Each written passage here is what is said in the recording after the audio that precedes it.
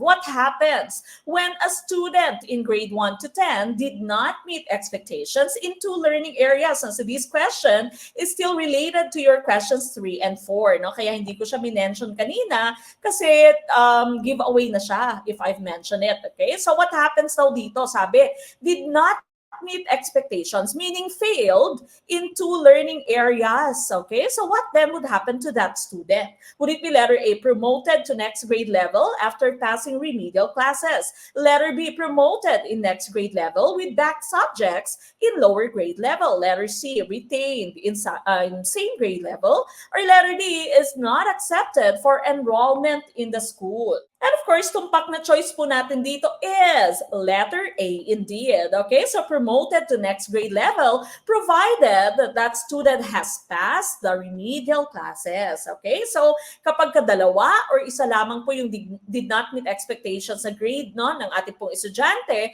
po pwede po siyang bigyan ng remedial classes. Kapag ka naipasa po yung remedial, ay po pwedeng ma-promote siya sa next grade level. No? Kapag ka more than 2, then retain po siya in that same grade level. Okay? So tumpak na choice here would be letter A.